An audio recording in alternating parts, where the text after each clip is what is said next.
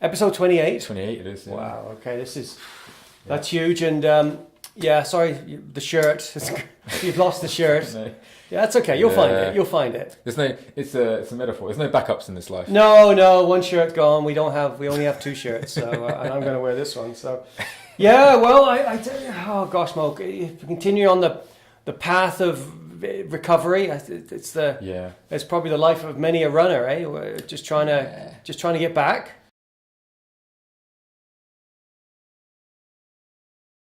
Yeah. You need patience.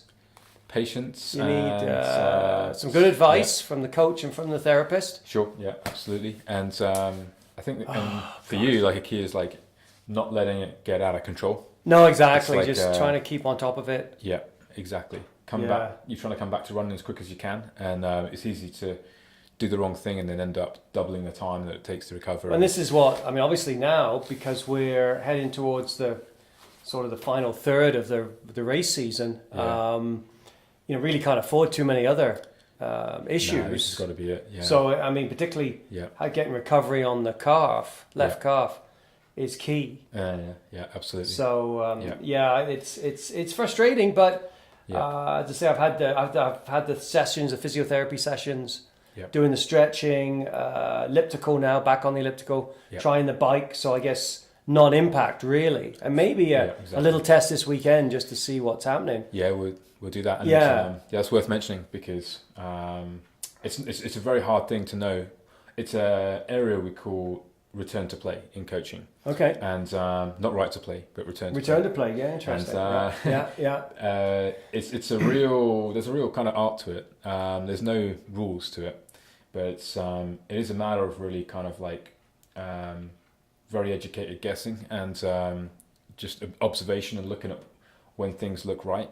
Okay. A little bit of data can go in there as well to help us, but ultimately it comes to a point where you've got to do like a test. Yeah. And, a physical test, and the key is like not to go crazy with it, but always give yourself the chance to stop the test at any time. To sort of cut out from what's happening. Yeah. So that you don't ever kind of cross the line of making things worse and really pausing the recovery. So that's what we'll be looking at doing this weekend. Okay. Is doing a test run. What are you thinking? This test, like it's been 3 weeks since the injury. Right. Okay. Yep. So I've been doing physio, cupping, needling, a bit of massage, stretching. So just the basics, no running. Okay. Yeah. So here we are, 3 weeks. I can still feel something. This is interesting. Yeah. In the calf. When I do my stretching, but you were mentioning about how the body tries to protect it, right? Yeah, which is this laying down of what we call scar tissue around in the kind of boundary area around the site of the injury. Okay. And so the idea is the body's pretty smart. It wants the injury to recover before it will give up that scar tissue and replace it with what we want, which is real muscle tissue. So there can be a short period of time where the injury is actually good enough to go and move on, but you're still going to feel some resistance to the stretching. Okay, which is what I think maybe where I'm at now. Yeah, you've still got some tissue in there that doesn't want to move and slide and glide like the way that it should do. Okay. So, and I think the physio sort of picked up on that, got you kind of into the routine of stretching. Yeah. And we talked about it, about the ideas around sort of making that process as quick as possible to get rid of that and move on. Getting heat. This is it. So getting heat to that rolling area. it, maybe using the ball to try and break down that protective tissue. Yeah, exactly.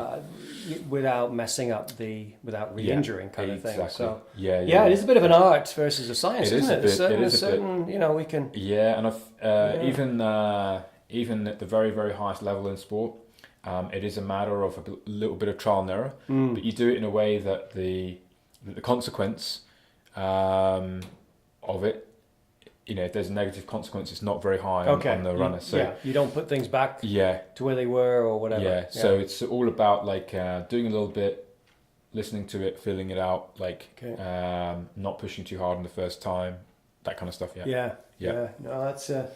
No, No, that's interesting. It was kind of funny yesterday. I went down to the opening of the new Garmin building. Oh, you were there, yeah? Yes, I went down there, Yeah.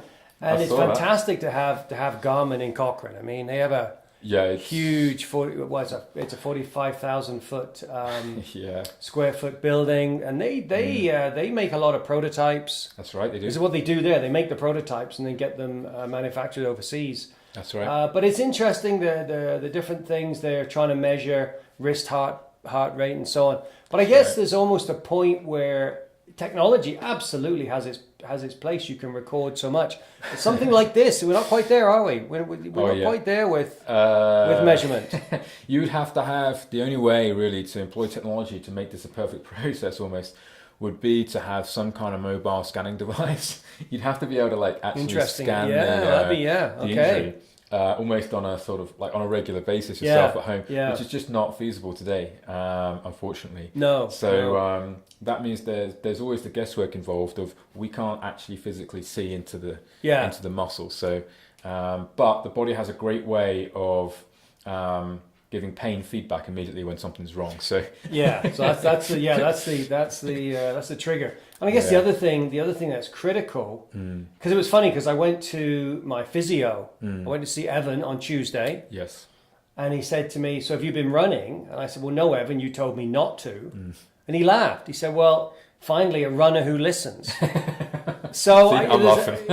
So I thought, well, you told me not to because it would, why would I run and mess this up? But I guess that's the whole other side of it, is the whole emotional communication side. It's huge. Of this. I mean, you can have all the measurements and all the techniques in the world, but if the runner and the coach and the therapist are just not on the same ballpark, then it doesn't matter. And there's a lot of trust involved with a therapist and a coach.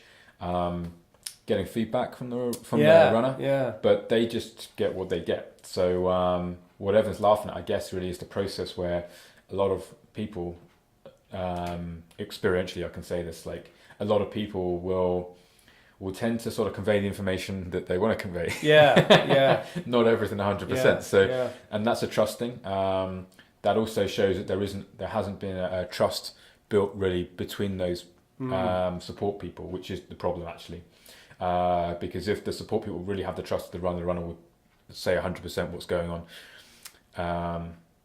We're not in that situation. We're lucky. No. But, no. It's interesting because we have a focus and we have some goals that we're shooting at, and we all understand those goals. What we're trying to do, and so I think that allows us to work together. It does. Rather than fight, rather than going off in all different directions. It really incentivizes everybody. But interestingly, when we do the test run and then subsequent runs after that, we can employ the technology a little bit. Okay. And that is the field that I work in, like separate to this, is improving this return to play process. Okay. If you're careful with how you apply technology, it can help you out. And one of the things we look for is the return of the runner back to their baseline data. Okay. That'd be good then. And where we've collected a lot of data on you, and so we can say very confidently where your baseline data is. Okay. And that's biomechanical data, and that's really strong in the return to play process. We can say, okay, Martin is basically mechanically at least back where he normally is when he's not injured. Okay, and now we'll need to build that up again. Exactly, yeah.